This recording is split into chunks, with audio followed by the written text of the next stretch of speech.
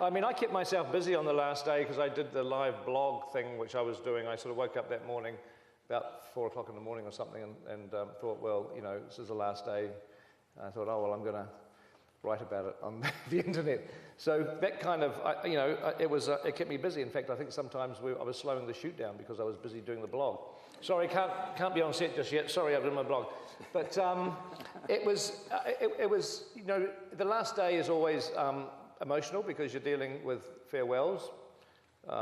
You're saying goodbye to friends and the crew and the cast.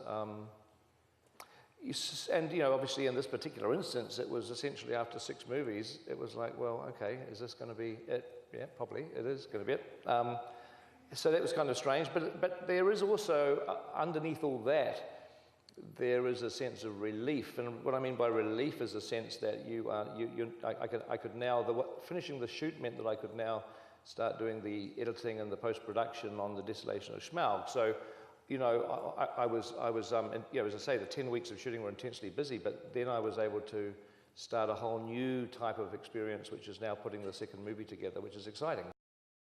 The fundamental thing that I think people should understand is that when you're reading a novel, it's the voice of the novelist is obviously the storyteller, that they're able to, you know, the voice of the novelist is able to guide you through the story. And in a way, the novel of The Hobbit does a lot of that. It's Tolkien is actually taking us on this journey and describing, you know, his observations about the story. But when you're a filmmaker, you don't really want to insert the voice of the filmmaker in quite that way. That basically, you know, movie storytelling should be told through the characters, and the way that you convey the story is through the characters that are on screen rather than the narrator as such.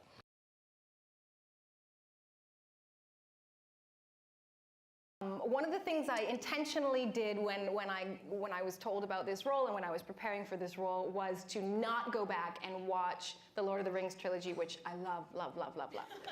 Because one of the things I was afraid of was that I would try and copy the performances of Liv Tyler and Cate Blanchett, because of course their performances were flawless and perfect, and it's tempting to want to just recreate what they did instead of come up with something on my own. So actually one of my the inspirations that I used when I was preparing Tauriel was Tinkerbell. Nice one. I mean, come on, Tink is a badass little fairy. She's tiny and she's cute, but she is fierce, and you don't want to get on the wrong side of Tink. And so, in a weird, somewhere in my brain, those two things connect, and she ended up one of my inspirations for the role.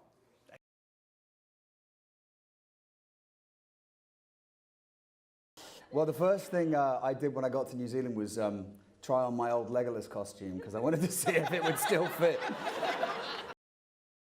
I was really honoured that Pete had thought that it would be a good idea to bring Leggy into the fray. Do you call him Leggy? Leggy, yeah. Okay. Oh yeah, sorry. Yeah.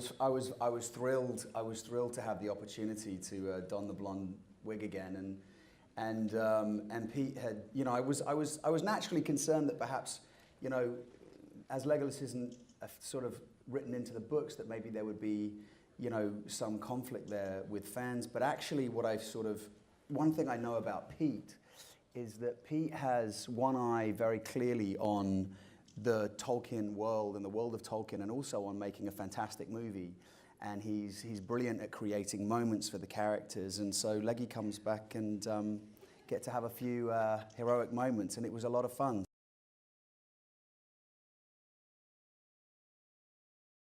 Yeah, I mean, incredible language to speak, and I really felt like the character lived through the lines that Tolkien was given, and also the incredible script that Pete and Fran and Phil created. But there were many times when we were asked to improvise, and I was often improvising with Graham, who played Dwalin, and in most situations I would turn to him and say, "We'll just use the toilet and leave." But that's not the line. That's not the line. Yeah, I think it's a little bit of a spoiler, but at some point in movie 2, Thorin says, "If this is to end in fire, then we will all burn together." So that's my favorite line at the moment.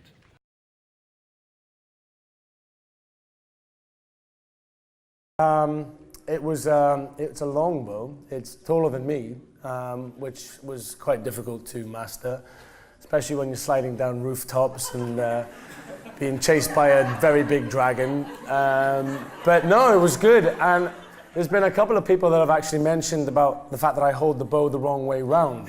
But actually, let me tell you, I'm holding it the right way round.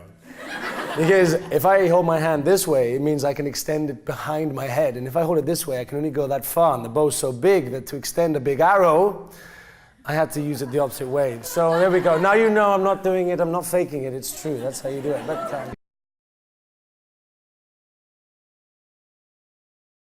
everything Orlando did, I would do the same thing. That's basically how I got into that character. We started with a little bit of elven movement, where we would kind of, you know, work out our movement.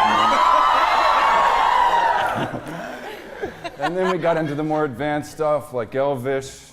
Right, Orlando? Remember this?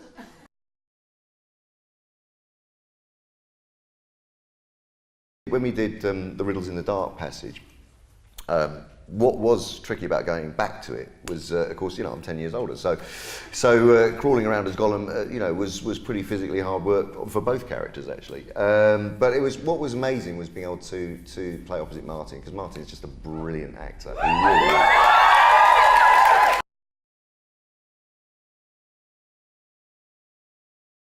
But yeah, it was a great deal of fun actually having the ability to design our own characters.